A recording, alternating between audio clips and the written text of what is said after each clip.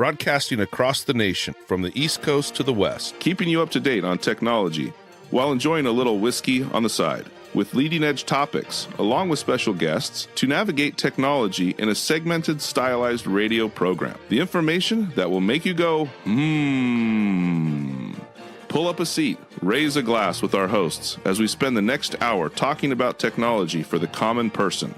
Welcome to TechTime Radio with Nathan Mumm. Welcome to Tech Time with Nathan Mumm, the show that makes you go, Technology News of the Week, the show for the everyday person talking about technology, broadcasting across the nation with insightful segments on subjects weeks ahead of the mainstream media. We welcome our radio audience of 35 million listeners to an hour of insightful technology news. I'm Nathan Mumm, your technologist with over 30 years of technology expertise. Of course, we have our co-host, Mike Roday. He's in studio, and he's an award-winning author and our human behavior expert. Human behavior expert. You like that? Sure. All right. Now, we're live streaming during our show we're up to 5 different popular platforms, including YouTube, Twitch.tv, Facebook, a new one called Zeem, LinkedIn, and we encourage you to visit us online at techtimeradio.com and become a Patreon supporter at patreon.com/techtimeradios. We're friends from different backgrounds, and we hope to bring the best technology show possible weekly for our family, friends, and fans to enjoy. Odie, our producer, is not at the control panel today, so that means by default, Nathan takes over the control panel. So welcome, everyone. Let's start today's show. Now on today's show. All right, on today's show, of course, we have Nick Espinosa joining the program, so that will give us some good insight of what's going on. And we always have our standard features, including Mike's mesmerizing moment, our technology fail of the week, a possible Nathan Nugget, and, of course, our pick of the day, whiskey tasting, to see if our whiskey pick gets 0, 1, or 2 thumbs up by the end of the show. But now it's time for the latest headlines in the world of technology. Here are our top technology stories of the week. All right, story number 1. OpenAI's got a discount deal coming together now. So we got a $4 GPT Go plan. Have you guys heard about this? This is the new alternative that I believe will end up taking over web searches in the future.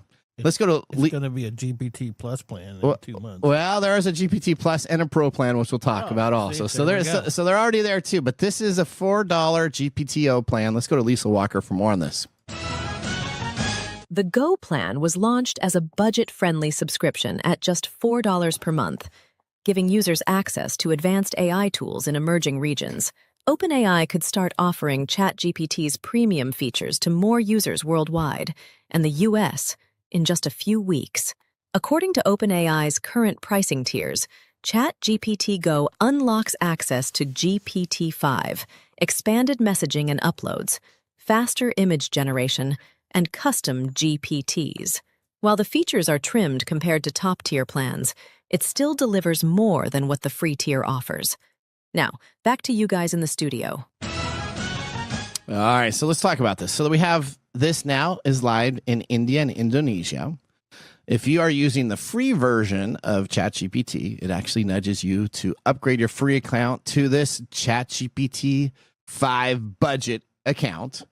It's only $4. Now, it's not in the United States yet, but if you go to their actual pricing plans, you already see USD pricing that is listed there, so you know it's coming out in the next couple of weeks. I know Sam Altman has a big press release in 2 weeks from now, which I would guess would be probably the large announcement of this event itself, having a browser/mobile/cheap version of ChatGPT for $4 a month. Now, in comparison, we have the Plus plan that you were talking about. That's $20 a month, Mike.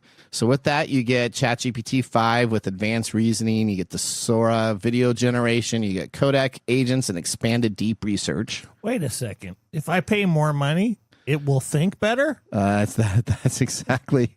It's kind of, it's kind of like if you get advice from somebody down at the local grocery store versus if you get advice from somebody in a law firm. That means if I need a lawyer? Yeah, so you wouldn't go to I'm going to pay my GPT guy to think better. Well, yes, but guess what? You can also get the Pro plan. So there's the Plus and the Pro. All right, the Pro plan sits at $200 a month. It unlocks pro level reasoning So, I mean, that must be like, that is like your scientist version. Oh, my gosh. So you got your astronaut version, you got your lawyer version, and you got your local checker down at the store available. That's how you delineate your class system there? Well, I'm just saying if you're doing each of the pro plans. That's amazing. So $4, ChatGPT Pro. For $4 a month. That changes your search. Yeah, you if can I have live everything. in India. Well, it's going to be here in the United States. Okay. Would you pay for this? Absolutely not. You would not pay for this. No. Oh man. Okay. I would. Absolutely. Yeah, I know you would because you love this stuff. I do love this stuff. I do not like it. I think it's useful for certain things, but I don't. Why would I pay $20 a month? Well, you don't have to. You can pay now for the budget plan, $4. Let's just say that I don't have access to that budget plan quite yet, right? Okay. If I'm paying $20 a month for something to think for me, what do I need to be around for? Well, you said it now. I'm just saying. Okay, so I have an example. I have a customer. Yeah. Who wrote me a nastygram? It's not a complaint letter, but a sort of a letter that lists some complaints about what's up, right? Okay. And she used ChatGPT. Okay. And she told me she used ChatGPT. Okay. It was 18 pages long. Okay. Did you have to read through all of it? No. I didn't. What? Because the ChatGPT did all these meandering tangents that it was just so if I got to pay $20 to make it think better for me. Maybe that's why. Well, you can always use Bing, Microsoft Bing with Copilot, which is available for free. You're in a love affair with Bing. I love Bing as my browser. I think you just go around the house going Bing. So, Mike, you have to let her know that you can type after she gives you the 18 pages. She can type in shorter, and it'll actually make it shorter for her. Yeah, that's how she is saying. Condense this to 5 pages. Somebody how to use something that's supposedly thinking for you. Okay, $4. It's gonna be the biggest hit that's out there. Okay, I don't understand why this is such a thing. How is that different than if you use the Brave browser? They have AI built into it. Yeah. Do you know what they use for that? Because that's free so their AI that they have built into it is, I believe that's Anthropic. They're still based on the Chromium product that's available there, but I believe Brave uses either their version of something, but I don't believe because I use Brave also, and it's not the same results that I get from my ChatGPT results. It is not. So it could be Grok, it could be Gemini with Google, it could be Grok with Elon Musk. I don't think so. It doesn't give me that type of response. It doesn't give you that type of response. Okay. Well, see, all right. Mark, $4. You're paying it for OpenAI's search tool. Are you going to buy into that, Mark? Well, I'm already on the $20 plan. So would you go down to the $4? That's exactly. I'm on the $20 plan too. I'd have to see whether it's worth it or not. Okay, so see, he pays for $20. Hallelujah. There you go. Hallelujah. Okay. That's it. Sam Altman's making money. Yeah. Okay. Okay. All right. He will be as soon as he takes this stupid company public. Well, him and Microsoft are working on that. Mike, by using the $20 plan, it does more work for me, and I have more time to drink whiskey. Oh. There you go. You can just sit back. I can't argue with that one. That's cha-ching. Cha-ching. There you go. All right. Okay. Maybe I just need to do it to talk to my boss. I don't know. Is that what you need? Whatever. I just pecan, tomato. What the hell was that? Pecan, pecan, tomato. There you go. That's your old clips. See, so I'm at the control panel. I got all your old clips loaded here. Know. Right? There you go. There's your own no. All right. Hooked on Phonics worked for you. We got that one too. You like that? Phonics worked for you, didn't it? Phonics worked for you, didn't it? There you go. See. What's the next story, Nathan? All right. Next story. Story number 2. Story number 2 is not AI. Well, it is AI. Yeah. The victim of one of the first deepfake image prosecutions in Scotland, no less, says she's been left feeling humiliated and betrayed after the man who doctored her likeness was given a fine.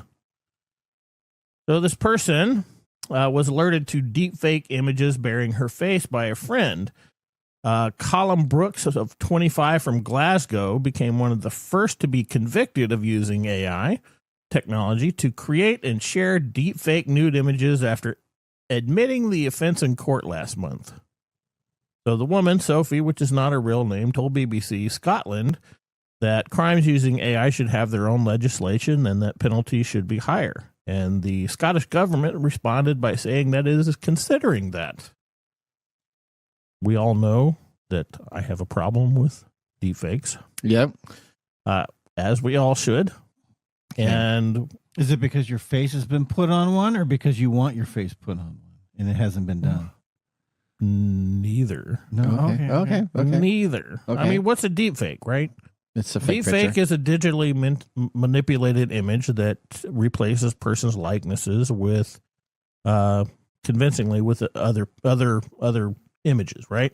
So it ranges from not only just still pictures, which is this particular one where somebody took the image of a woman that he knew in high school and plugged in some nudie stuff, all the way to these videos where you see Barack Obama talking about stuff he never did, and even I guess Trump doing it too. You know, just all kinds of stuff. Yeah. So we have this very powerful effect in the human nature where when we see things online or on TV or in print, we have this bias towards believing it. Okay. So this woman said she was horrified after a friend alerted her that her face had been put on two of these images. And then she reported that it was somebody that she knew from high school. And they went to court. And all they got was a fine. So there we go. So they got a fine. So what should be done to correct this? Should the guy be put in jail? Well, and we're talking about UK. Yeah. We're talking, so their laws are a little different. So he admitted to creating the deep fake of naked images of the woman he knew in high school. And the sharing of such images without a person's consent is already a criminal offense in the UK. Okay. And So why didn't it fall under that? I maybe we should ask ChatGPT because I don't know. I don't know either. I don't know. I think it's because it's AI generated. So he's saying that he didn't create it. When I was looking a little bit in this, he didn't create it. The AI created it. So it became this kind of this But vague. he instructed it to use her image. He's partly he's fully responsible for that. Yeah, he's fully responsible. The AI computer did not just go out and grab a picture and say, we're going to throw this face on a naked person. And there you go. So you're absolutely right. But it's like if I took Mike's face, put on Fabio with the long blonde hair. Oh, you need to put him on the Russian. Actually, I wouldn't. Putin. You want to be Putin on the horseback. Putin on the horseback. That would upset me. It's not like ChatGPT would have done that on its own. I'm the one that orchestrated that, so I would be responsible. Yeah. Yeah. Well. So what happens when you see ads? Because I every once in a while I'm cruising around on the internet. You see ads and they come on up with deep fakes and put somebody's picture here, and you can add them to anything.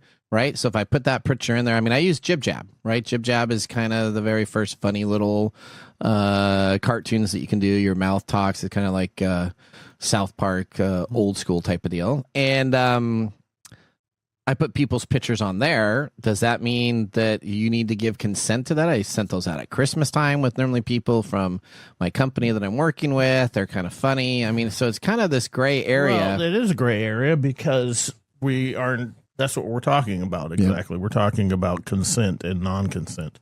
Okay. And something like this is non-consensual. Yeah. And potentially damaging. Okay. So, is it a gray area?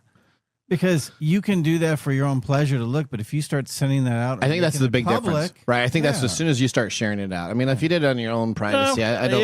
It's essentially the same. Okay. Right. So if I created a deep fake of you, in a compromising, don't wiggle your eyebrows at me, buddy. Okay. If I did that, if I put you on Putin on a horse and then I started sharing it with just at least with me friends, that's exactly the same thing. Okay. Right? You can use my image anytime. No, I'm not going to. Okay. All right. Oh, it's the last person I would deepfake would be you. Wow. Okay. Well, let's go to story number 3. That's why we're on the radio. That's right. Google nukes. Yeah, we have a. But we do have a live stream. For radio. That's right. Google nukes 224 Android malware apps behind a massive ad fraud campaign. We're gonna be talking about ads a lot. You guys know that I hate ads, right? I hate ads. I'm playing for the NFL Red Zone, and I get ads during my NFL Red Zone. Oh my word! This is just okay. Not until this 1,000, 2 1,000, 3. My psychologist says that I need to count backwards from. Okay, all right. Massive Android ad fraud operation, dubbed as Slop Ads, was distributed over 224 malicious applications on the Google Play Store, which generated $2.3 billion ad requests per day. The ad fraud campaign was discovered by Human Satora's threat intelligence team, which reported that the apps were downloaded over 38 million times and employed malicious behavior from Google and security tools. Now, the campaign was interesting because it did hit the United States with 30% of the people of the 2.3 billion requests, 10% on India, 7% on Brazil. So it was actually not targeted specifically just at the United States, but a broad swoop of information. Now, the slop ads originally thought very, intelligently on how they did this. Because if you actually take a look at these apps and you download them from the Play Store, none of these apps are compromised. So if you go and you find the app and you see it in the Google Play, it meets all the standard that Google has.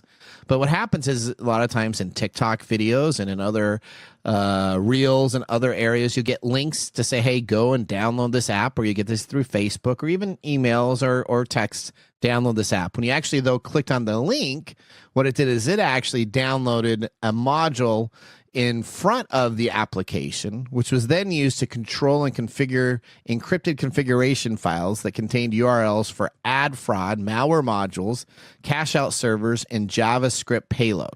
Okay. All right. So what you were talking about the other day in our production meeting was that you're pretty sure that pretty much everybody has something on their Android phone. Yes. I believe almost everybody has adware on their Android phone. All right. So how do you get it off? There's tools to get it off. Do you have Malwarebytes loaded on your phone? What is Malwarebytes? Malwarebytes is an application you can load on your phone, Android, iPhone.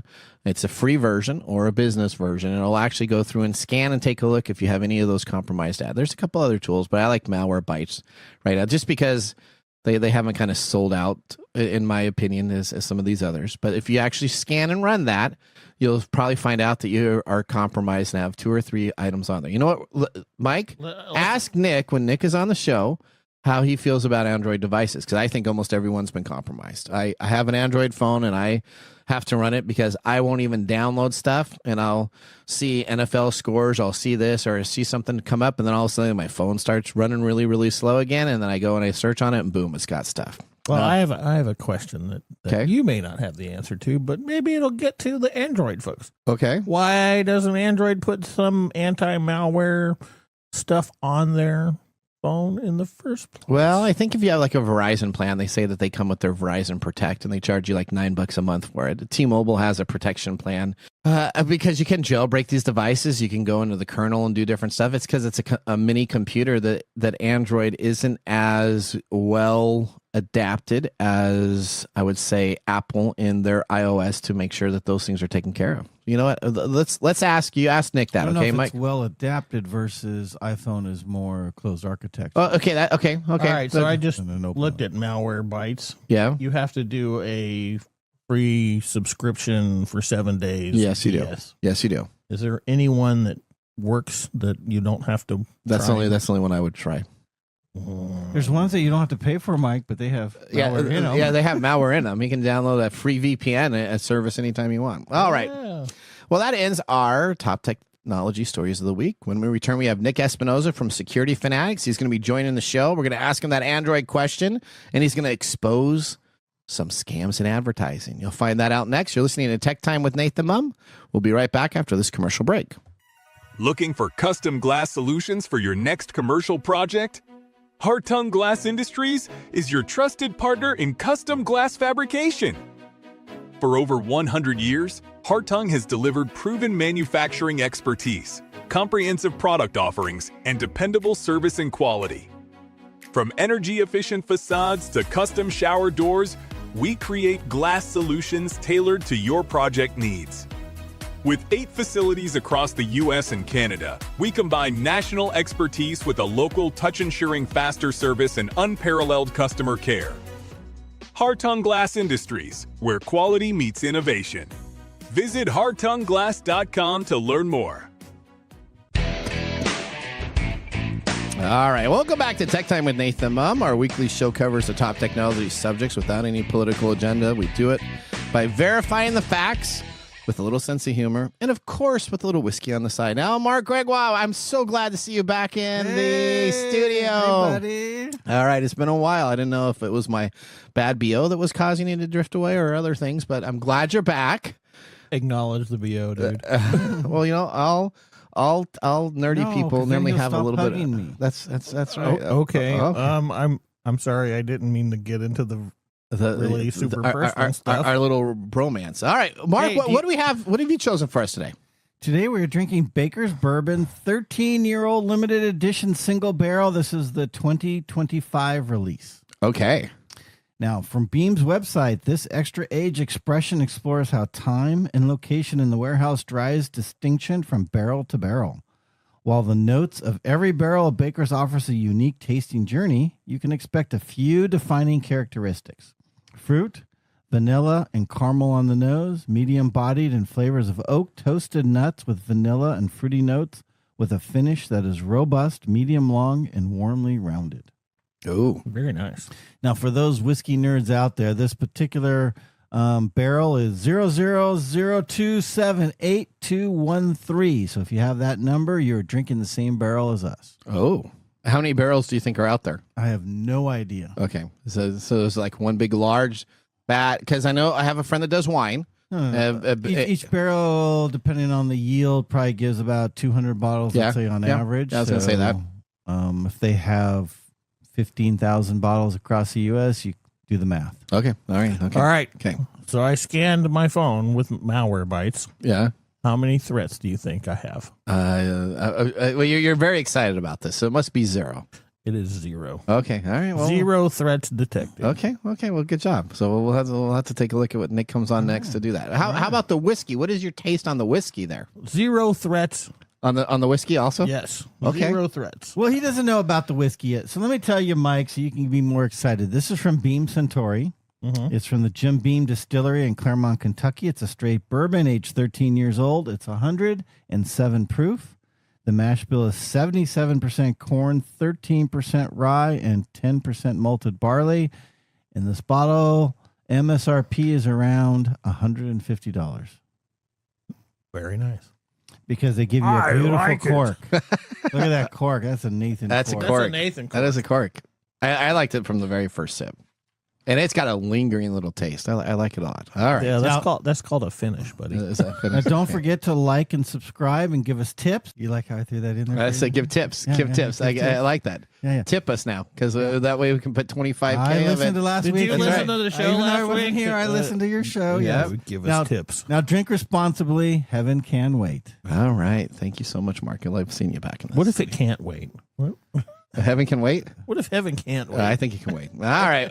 Well, with our whiskey tasting completed, let's move on to our feature segment. Today, our technology expert, Nick Espinosa, is joining the show. Nick is an expert in cybersecurity and network infrastructure. He's consulted with clients ranging from small business to the Fortune 100 level. In 1998, at the age of 19, Nick founded Windy City Networks, which he later acquired in 2015, which was acquired in 2015. He then created Security Fanatics, where he serves as the chief security fanatic today. Let's get ready to start our next segment. Welcome to the segment we call Ask the Experts with our TechTime Radio expert, Nick Espinosa. All right, Nick, welcome back to the show. Tell everybody a little bit about yourself. Yeah. Nick Espinosa, chief security fanatic of Security Fanatics. Hi, Nick. Hey guys, how you doing? And always happy to be here. Always happy to hang out. Are you drinking anything today, Nick? No, just nursing a headache. Oh, there's a headache. Unfortunately, not this morning. It's the seasons. What are you gonna do? All right, Nick. Let's ask you the Android question. Do you think most Android phones are compromised? So the Android question, I think, is actually a really interesting one in the sense that Android can be both super secure, way more secure than an iPhone, and it can be way less secure than an Apple iPhone as well. And it really depends on the maker, the junk they load on it, and also the user, if they know what tools, technologies to put on, if they're using basically like a hardening guide. So we use actually what is something called a STIG, or Security Technical Implementation Guide, that is put out by the Department of Defense. And they have one for Samsung Android, Google Android, Motorola Android, et cetera, even iPhones.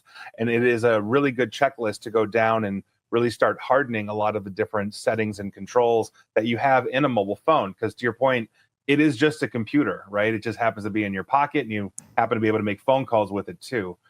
So no, I don't have any malware, for the record. I also do not use Malwarebytes. I use Bitdefender, and they are in the top 3 consistently on AV Tests, which is out of Germany, that test these things pretty much monthly for antiviral solutions, specifically for Android. And they do, for the record, have a free version that will not make you pay. All right, Nick. Right.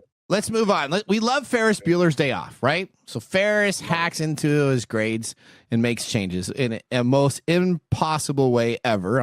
But back in the day, you need to know that. So you're like, that's so cool. Ferris Bueller did this. But we now have this becoming a serious problem, specifically in the UK. What is going on with this right now?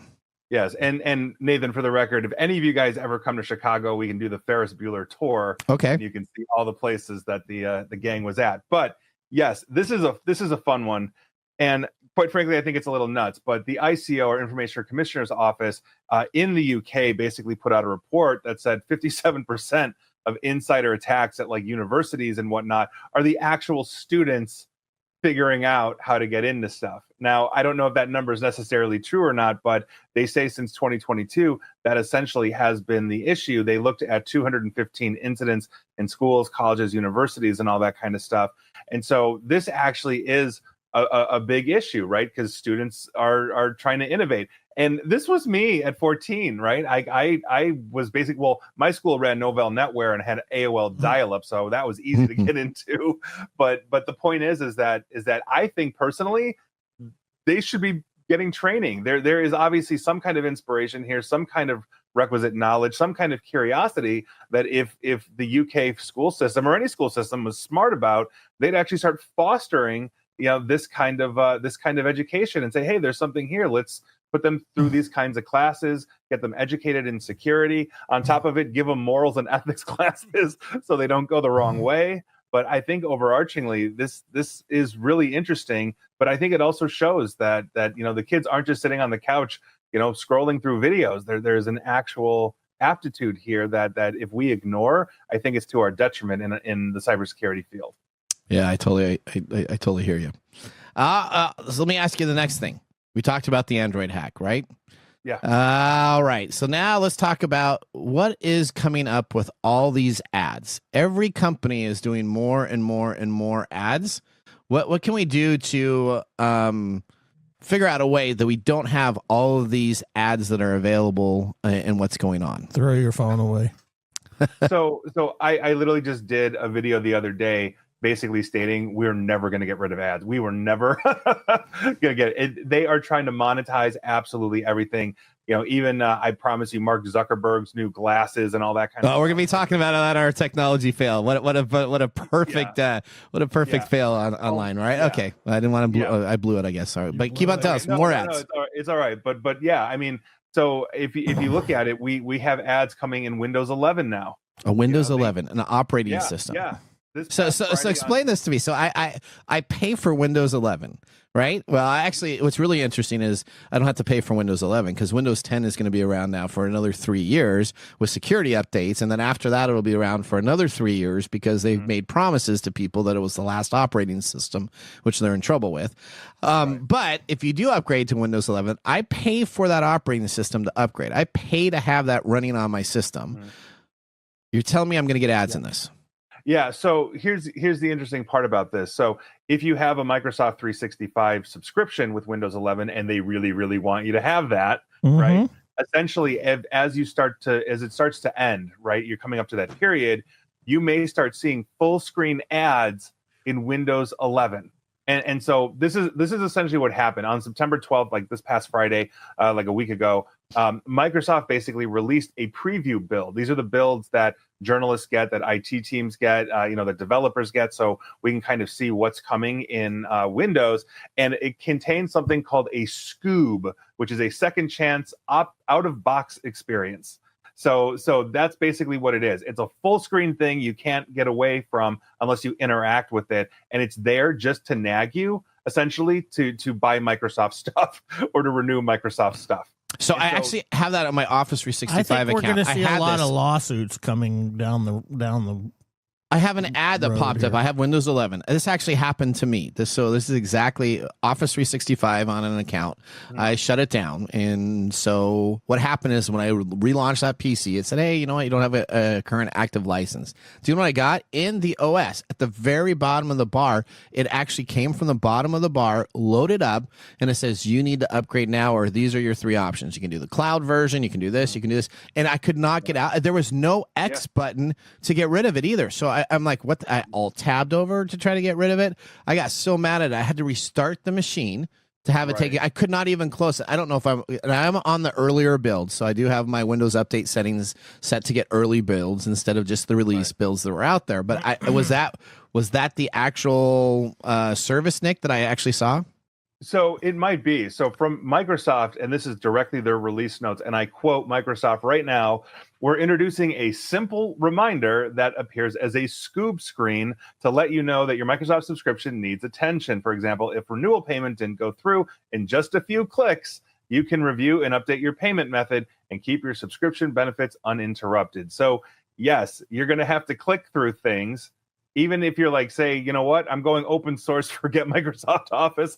I don't want these annoying ads. They're going to give them to you. So this isn't cool. Now, to be fair to Microsoft, this is a preview build, right? So they might get feedback, to Mike's point, they might get sued and this goes away. But this is what we're seeing over and over and over from every company. I mean, not to throw Microsoft under the bus here, we should throw all of them under the bus.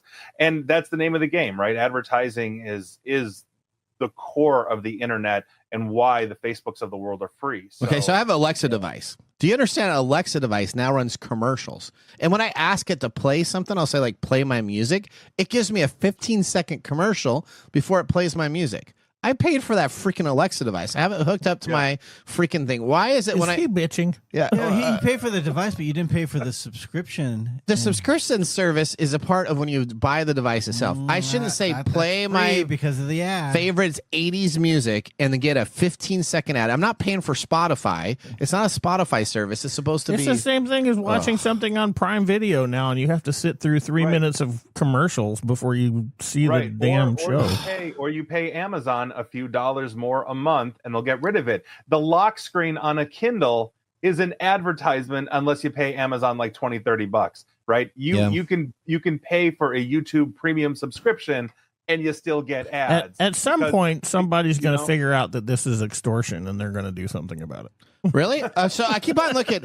So here's what we need to create. We need to create a lawsuit against technology companies that are class action, just one website that everybody can get involved in. Because you have the Google payouts, you have these payouts. There's no way to ever find all this information unless you're like a real tech nerdy like myself and go through. There should be a website that has every class action against technology sites that everybody can sign up for.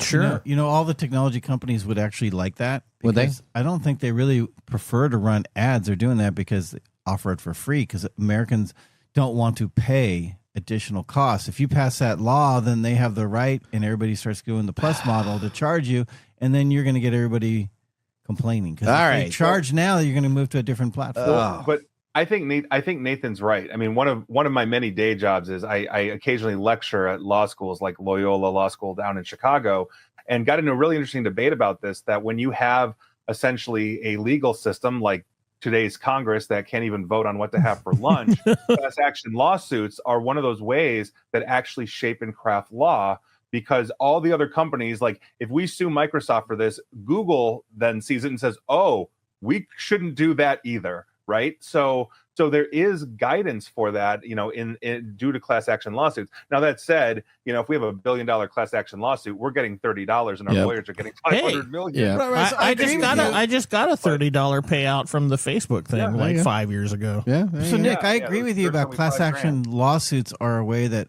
as individuals what we can move the needle, but do we want to move this needle? I think is more of the debate. We don't want ads, but we also don't want to pay for subscriptions. Well, that's true. Well, yeah, but I think there's a balance to be made there. And if you are paying for, let's say, a premium service, you're paying for that privilege, then ads should be removed. Exactly.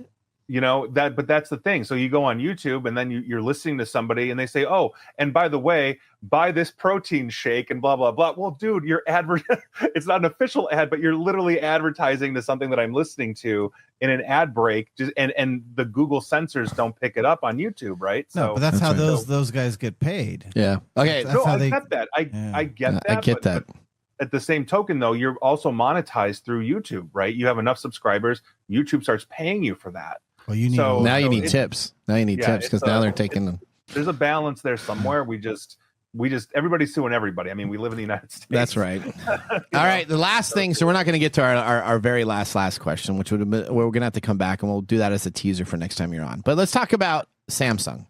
Okay. So we just picked on somebody else. Why are you bagging on Samsung? Well, you know what, Nick? Tell me, what is Samsung deciding to do specifically with ads? Yeah. So that video I put out on YouTube, and please subscribe. I need the money. No. Okay. The basically what Samsung is doing, and this drives me up a wall, but it's why I did the video of We'll Never Escape Ads, is if you have a Samsung refrigerator with that really cool LCD panel, they're now putting ads on those as well. So here we are. Your fridge is going to advertise for you. And interestingly enough, if you want to talk about Samsung Android phones as well, because I have Samsung Androids and a couple of other phones as well. We have all types of phones here. I now, in the newer releases of Android on Samsung, where you have the notification bar, like, oh, you have a text, you have this, I'm now getting Samsung ads on those as well. Awesome. Wow. Samsung is going all in. All right. So once my fridge starts doing ads, that's it. We're breaking up. We're not dating anymore. I'm just glad that I'm so old that I'm looking at the door out. the Frigidaire, the simple one. All right. Yeah. So you know what? Let's go to real quick. There's a new study coming out of Cambridge that says AI is helping with child development. Nick, in 2 minutes, give us what is going on here and how is AI helping all of our child development? Yeah. So the questions that these researchers are asking are awesome.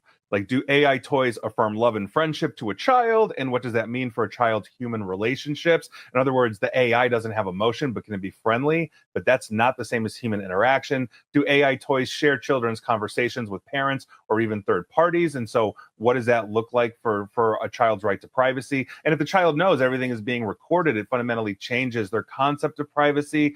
Like, all these different kinds of questions are being asked. I'm calling it now that if AI is basically introduced in a childhood development, it's going to fundamentally alter how we develop as humans. And Mike probably can answer that more effectively given his background. But the point is these are the kinds of things that we have to longitudinally look at, because AI is getting integrated into everything. And if you've got kids where the parents are completely ignoring them, but they have an AI teddy bear or whatever, that's a fundamental shift in not just parenting, but childhood development. And I think it's, quite frankly, that's a little scary. It's a lot of scary. It's a lot of scary. It's not just a little. It's a lot. Okay. All right. Yeah, you know better. All right. Well, you know what? Maybe Mike's mesmerizing moment. We will discuss this. I already know what you're going to ask me. Unpack this a little bit more. All right, Nick. We want to thank you for coming on the show. It's always a pleasure to talk with us. Please tell how listeners can connect with you outside the show and tip you. That's right. We always want tips now, since you can write these up. Yeah, you can send money to the Save the Nick Foundation. No, please. You can share, follow me, Facebook, Twitter, LinkedIn, /Nick Espinosa or /Nick AESP. Blue Sky? Blue Sky as well for the preview there. There you go. Come hang out. All right, Nick, we thank you so much for being a part of our show. Thanks, guys. All right. We always love having Nick on the show. He helps us immensely with all of our technology items that are and drinking. And drink. You like him drinking too? Well, every time I talk to Nick, I drink more. All right. All right. You're welcome. All right. Well, that ends our segment. Ask the Expert with Nick. Up now, we have Mike's mesmerizing moment. Welcome to Mike's mesmerizing moment. What does Mike have to say today? All right, Mike. Should AI be a part of child development? No. What? Explain that to me. Why are you saying that? I'm in disagreement here. Okay. Mark says yes. Let's hear Mark. Okay, Mark. What's your take on this? Because I don't think it's an absolute yes. I don't think it's an absolute no. AI is going to be here. So I like what Nick talked about, how they're studying it and we can put safeguards around it. It's going to come. So let's do it in the most integrative, productive way. I don't agree that it should take their place of parents. But that's what's happening. But this is a problem. I agree with you that it's a problem. This is a smaller addition to a greater problem because we've already done that. We've already given our kids over to different forms of childhood development. We're giving kids phones when they're like 5 years old. Okay. And they're becoming screen junkies. Yeah. And why? Why is that a good thing for parents? Because they don't have to. It's like when it's like a babysitter. You don't have to pay attention to your kid. I was at a restaurant. It is. That's exactly. You throw a tablet there and say, "Kid, I'm not going to talk to you." That's right. And so we've already used this technology and our technological innovations to decrease the amount of interactions that we're getting with people and not just people but our children. And so we're just adding this new piece instead of saying, "Oh, here's a phone. Here's like Teddy from the movie AI." Okay, Teddy. Okay, right. That was cool. He was like this teddy bear that talked. How about Teddy Ruxpin? Was that AI? No, that wasn't AI. That was an animatronic. Okay. But it had a cassette tape. But it had a cassette tape. But it was that's sort of the, I guess the proto vision of what we're looking at here. We're looking at AI toys that are going to interact with your child. It's like the stupid robots that interact with people in the old folks' homes. And, it's not human development. It is human replacement. Okay. And because we anthropomorphize things, we're going to start having para relationships with these items such that they're going to start they're already replacing legitimate human interactions. Okay. And we're seeing it like just with these dating AIs where these guys are going on apps to date something that doesn't exist because the app gives them automatic positive regard all the time. Okay. So in that we're in 100% agreement. I wouldn't want AI in children's toys to replace parenting. Yeah, parenting. Now to go back to my original no, there's always benefits to the tool. Okay. But it depends on how the tool is used. Absolutely. That makes sense. All right. Thank you, Mike, for that mesmerizing moment. Up next, we have This Week in Technology. So now would be a great time to enjoy a little whiskey on the side, as we will be doing so during the break. You're listening to TechTime Radio with Nathan Mumm. See you in a few minutes. Hey, Mike. Yeah, what's up? Hey, so you know what? We need people to start liking our social media pages. If you like our show, if you really like us, we could use your support on patreon.com. Or is it Patreon? I think it's Patreon. Okay, Patreon. If you really like us, you can. And you say I'm the English guy? Patreon.com. I butcher the English language? You know you butcher the English language. Okay, so it's all the time. It's Patreon.com. Patreon.com. If you really like our show, you can subscribe to Patreon.com and help us out. Oh, and you can visit us on that Facebook platform. You know, the one that Zuckerberg owns? The one that we always bag on? Yeah, you can. We're on Facebook too. Yeah, like us on Facebook. Do you know what our Facebook page is? TechTime Radio. At TechTime Radio. Yeah. You know what? There's a trend here. It seems to be that there's a trend, and that's TechTime Radio. Or you can even Instagram with us. And that's at TechTime Radio. That's at TechTime Radio. Or you can find us on TikTok. And it's TechTime Radio. It's at TechTime Radio. Like and subscribe to our social media. Like us today. We need you to like us. Like us and subscribe. That's it? That's it. That's that simple. And now, let's look back at this week in technology. All right. This week in technology, we're going to September 24th, 1979. CompuServe launches the first consumer-oriented online information service, which they called Micronet.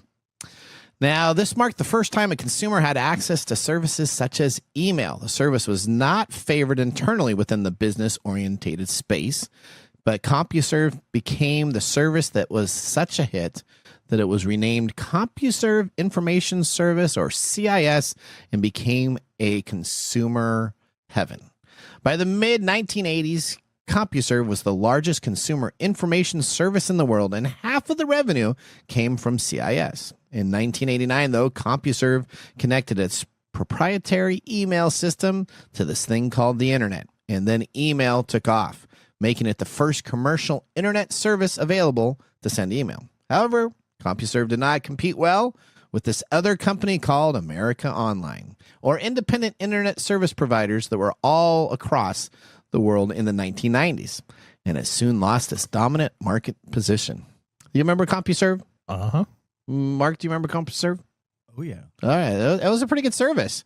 But you know what? It did not send out 100,000 million trillion CDs in every single thing like America Online did, that understood it wasn't about service and it wasn't about what you had. It was about hitting the market with everything free for hours. Now, back then, you had to pay for an internet service provider. Now the internet, you get it from a Comcast or a large distributor that you still pay for. You're still paying for it. You still pay for a lot more.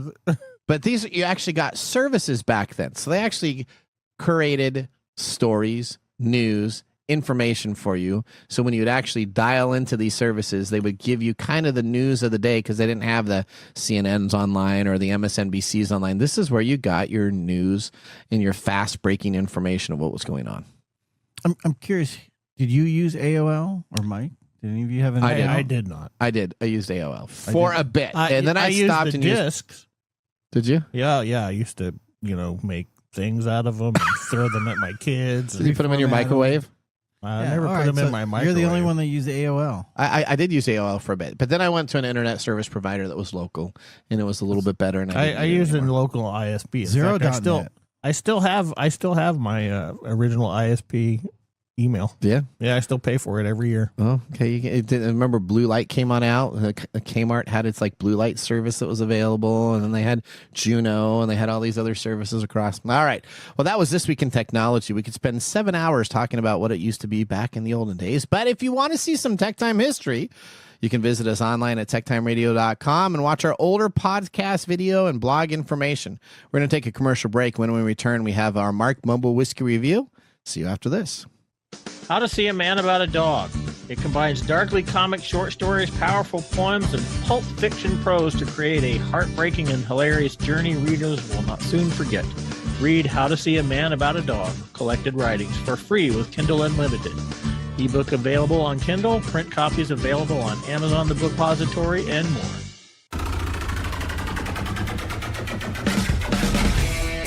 The segment we've been waiting all week for. Mark's Whiskey Mumble.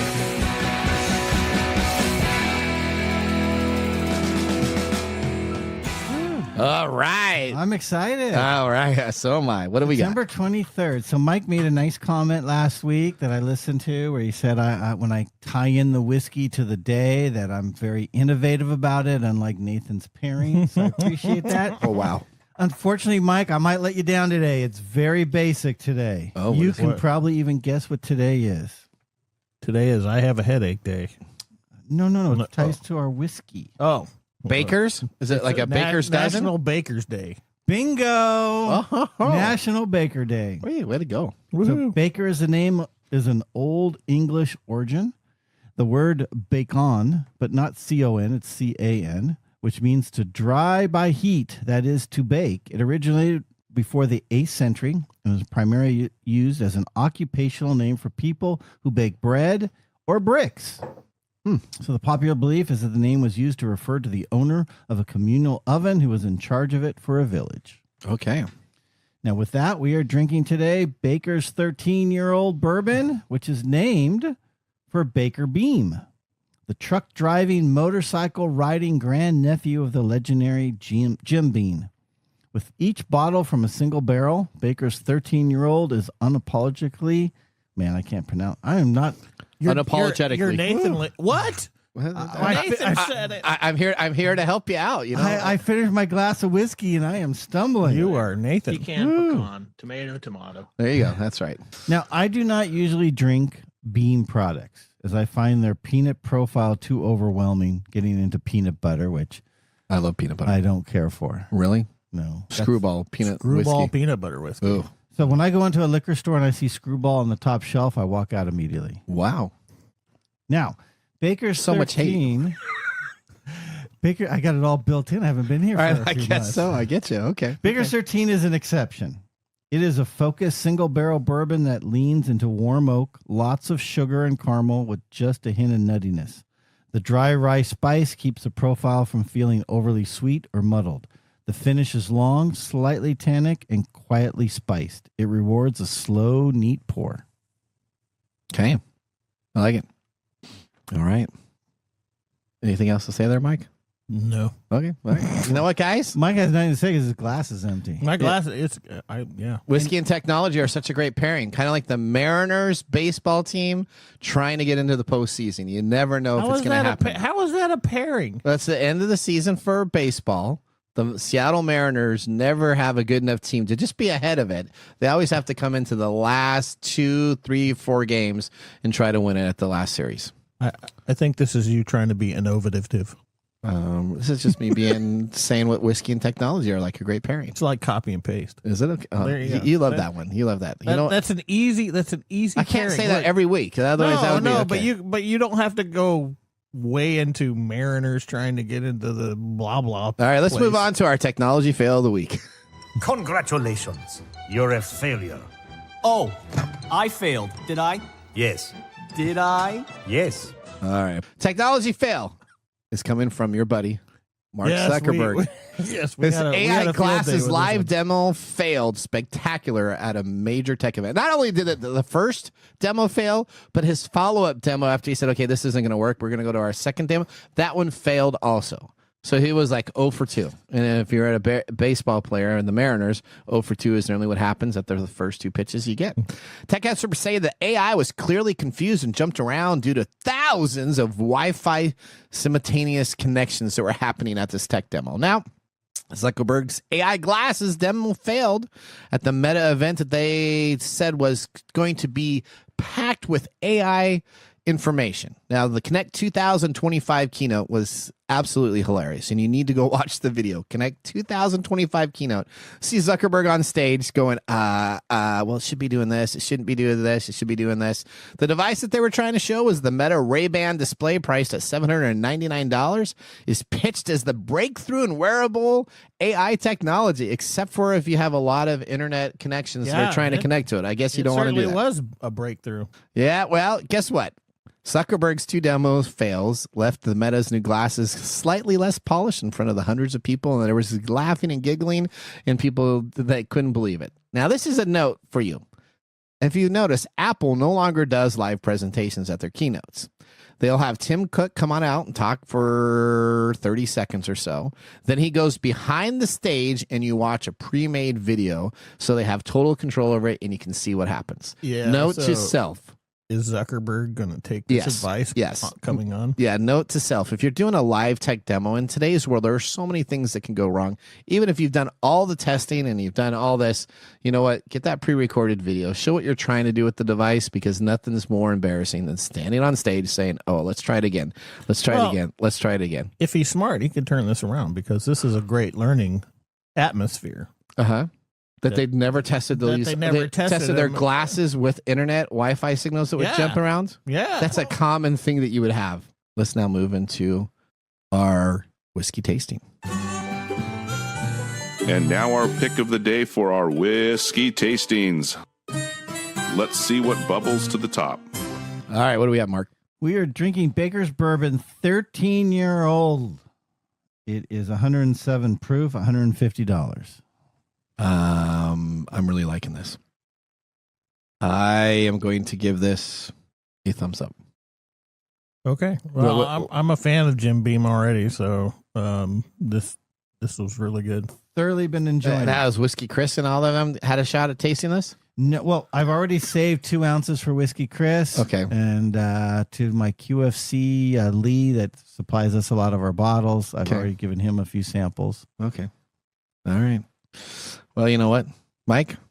We're about out of time. No way. Yep. What are we gonna do? We're gonna say goodbye. We're gonna close the show out. Want to talk about your We'll talk about my Street Fighter? My wait, what? Street Fighter? Street Fighter? No, we're not going to talk about the Street Fighter movie. We ran out of time. We want to thank our listeners for joining the program. Listeners, we want to hear from you. So visit us at techtimeradio.com and click on Be a Caller and ask us a question so that we can stay up to date on your technology question needs. It was an honor to be a host of today's show. Each week, we are here to decode the technology that shapes your world, one breach, breakthrough, and bourbon at a time.